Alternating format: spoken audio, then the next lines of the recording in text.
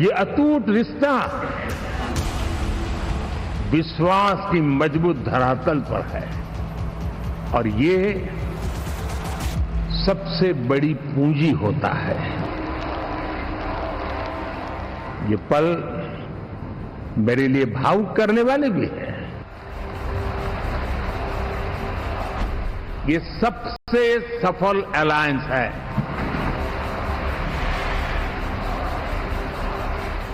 कि हम सर्वमत का निरंतर प्रयास करेंगे और देश को आगे ले जाने के लिए हम कोई कोर कसर नहीं छोड़ेंगे।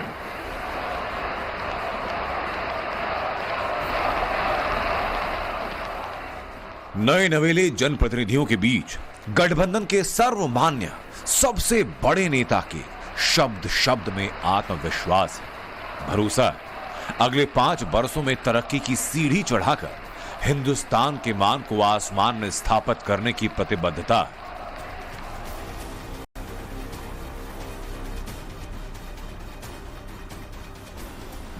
हम विकास का नया अध्याय लिखेंगे, गुड गवर्नेंस का नया अध्याय लिखेंगे, जनता जनार्दन की भागीदारी का नया अध्याय लिखेंगे और सब मिलकर के विकसित भारत के सपने को साकार करके रहेंगे।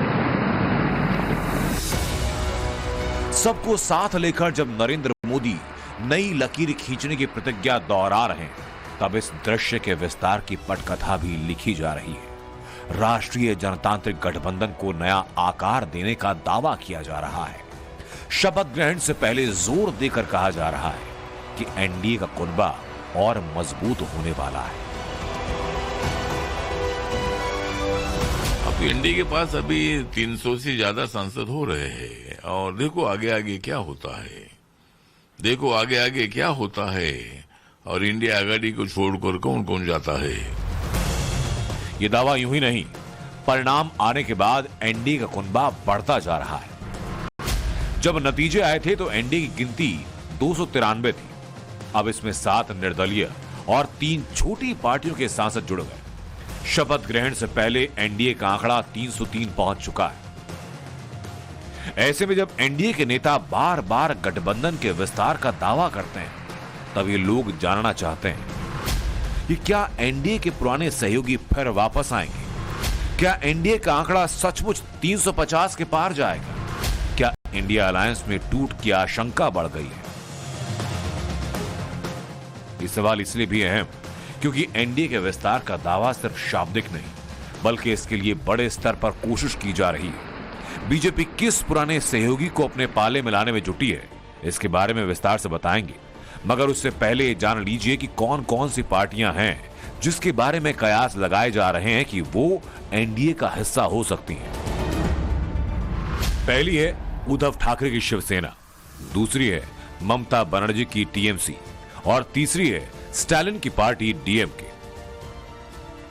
इन कयासों की वजह जानने से पहले जान लीजिए कि इन तीनों पार्टियों की ताकत कितनी है। उद्धव के शिवसेना के 9 सांसद चुने गए, ममता बनर्जी के टीएमसी के 29 सांसद हैं, जबकि डीएमके के 22 सांसद चुने गए। एनडीए के 303 पहले से हैं।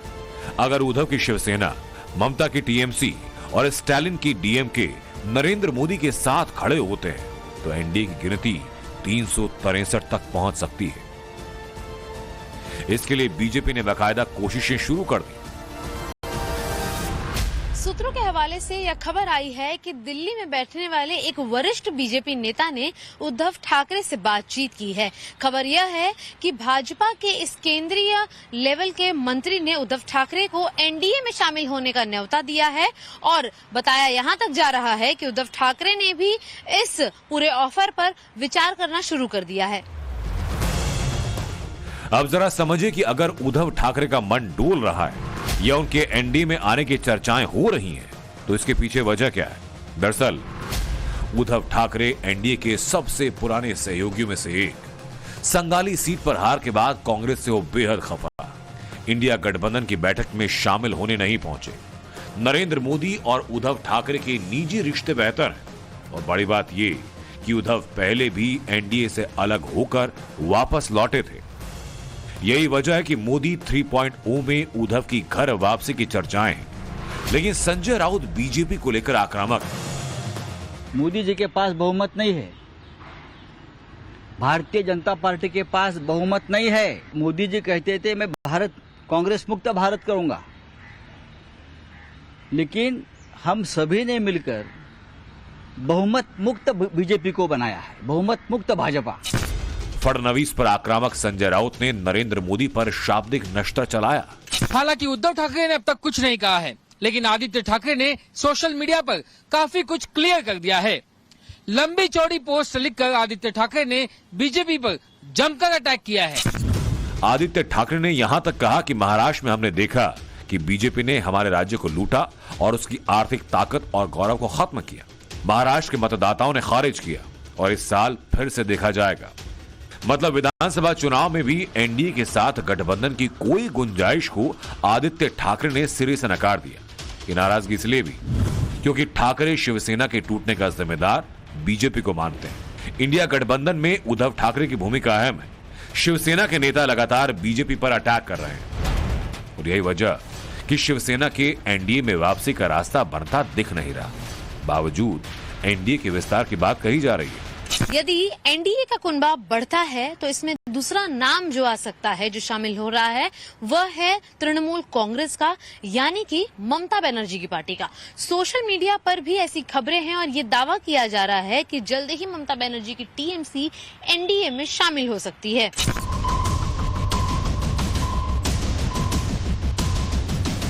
ऐसे एक दो नहीं दसियों दावे तैर रहे हैं सोशल मीडिया पर, जिसमें अलग अलग यूजर्स दावा कर रहे हैं कि ममता बनर्जी एक बार फिर एनडीए का हिस्सा हो सकती है। इंडिया गठबंधन को छोड़कर वो मोदी के साथ खड़ी हो सकती हैं। कुछ का दावा ये कि गृह मंत्रालय मांग रही है। सोशल मीडिया पर दावा करने वालों का तर्क ये कि ममता बनर्जी पहले भी एनडीए का हिस्सा रह चुकी हैं। इंडिया गठबंधन की सबसे बड़ी पार्टी कांग्रेस से वो नाराज है, लेकिन ममता जितना नाराज कांग्रेस से है, उससे ज्यादा आक्रोश उनमें बीजेपी को लेकर है। पश्चिम बंगाल में बीजेपी को जोर का झटका धीरे से देने के बाद टीएमसी के नेता अभिषेक बनर्जी दिल्ली पहुंचे। उन्होंने इंडिया गठबंधन के तमाम नेताओं से मुलाकात की। सूत्रों के हवाले से खबर आ रही है कि इंडी गठबंधन की मीटिंग के दौरान अभिषेक बनर्जी जब बोल रहे थे तो उन्होंने यहां तक बात कही थी कि कई भाजपा के सांसद उनके संपर्क में हैं और दावा कर रहे हैं कि अगर इंडी गठबंधन की सरकार बनती है तो भाजपा के वही सांसद इंडी गठबंधन से जुड़ सकते हैं। आम आदमी पार्टी और समाजवादी पार्टी के नेताओं से मिल चुके अभिषेक बनर्जी ने उद्धव ठाकरे से बात की, इंडिया अलायंस को मजबूत करने की प्रतिबद्धता जताई। ममता इसलिए भी एनडीए से दूर रहेंगी क्योंकि पश्चिम बंगाल में टीएमसी का सीधा मुकाबला बीजेपी से। पूरा चुनाव टीएमसी बनाम बीजेपी रहा। कभी ममता के लेफ्टिनेंट रहे शुभेंदु अधिकारी अब बीजेपी के साथ हैं। बावजूद इसके सोशल मीडिया पर दावा यह कि सिर्फ ममता नहीं, स्टालिन भी एनडीए में शामिल हो सकते हैं। स्टालिन की पार्टी के एनडीए में वापसी के कयास यूं ही नहीं। असल में चुनाव के नतीजे आने से एक दिन पहले स्टालिन के पिता करुणानिधि की जन्म जयंती थी, तो पीएम मोदी ने पुरानी तस्वीर लगाकर उनको याद किया। एमके स्टालिन और मोदी के बीच निजी रिश्ते बेहतर हैं। डीएमके पहले भी वाजपेयी जी के दौर में एनडीए में रह चुकी है। बीजेपी और डीएमके के बीच एक बड़ी कड़ी चंद्रबाबू नायडू भी है। चंद्रबाबू नायडू स्टालिन की दोस्ती और राज्य के विकास ही स्टालिन के एनडीए में शामिल होने का आधार है, मगर आसान नहीं। एमके स्टालिन इंडिया गठबंधन के अहम सहयोगी हैं। बीजेपी और डीएमके के बीच पूरे चुनाव में तलखी दिखी। इंडिया गठबंधन में रहने पर स्टालिन की हिस्सेदारी बढ़ी है। डीएमके की ओर से एनडीए में जाने को लेकर कोई खबर नहीं, बल्कि इंडिया गठबंधन की बैठक में डीएमके के नेता मौजूद रहे और एनडीए के खिलाफ सियासी युद्ध की बात करते रहे। जाहिर है कि शिवसेना, डीएमके या फिर टीएमसी के फिलहाल एनडीए में शामिल होने की संभावनाएं नहीं दिखाई दे गई हैं। इन तमाम पार्टियों के नेता फिलहाल इंडी गठबंधन के साथ ही मजबूत खड़े रहने का दावा कर रहे हैं, लेकिन यह भी मुमकिन है कि कुछ और छोटी छोटी पार्टियां सरकार बनाने वाले एनडीए में शामिल हो सकती हैं। ऐसे में सवाल ये कि बीजेपी के उस कोर मुद्दे का क्या होगा जिसे तीसरे कार्यकाल में पूरा करने की तैयारी थी, मसलन UCC, NRC, one nation one election. हालांकि एक देश एक कानून को लेकर सरकार को नीतीश कुमार की तरफ से राहत मिल सकती है। यूनिफॉर्म सिविल कोड पर पार्टी के राष्ट्रीय अध्यक्ष होने के नाते विधि आयोग के अध्यक्ष श्री चौहान को मुख्यमंत्री चिट्ठी लिख चुके हैं।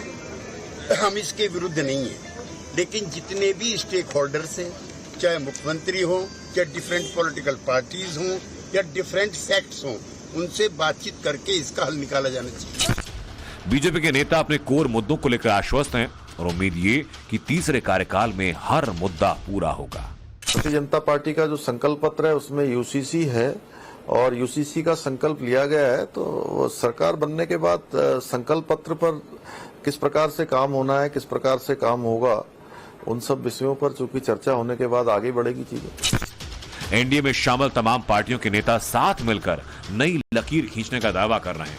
पिछले 10 सालों में जिस मजबूती से मेरे प्रधानमंत्री जी ने फैसले लिए हैं, उससे ज्यादा मजबूती से मेरे प्रधानमंत्री अगले 5 सालों में फैसले लेंगे, क्योंकि पूरा एनडीए चट्टान की तरह उनके साथ खड़ा है और उनके हर फैसले में एनडीए के हर एक घटक दल का समर्थन मौजूद है।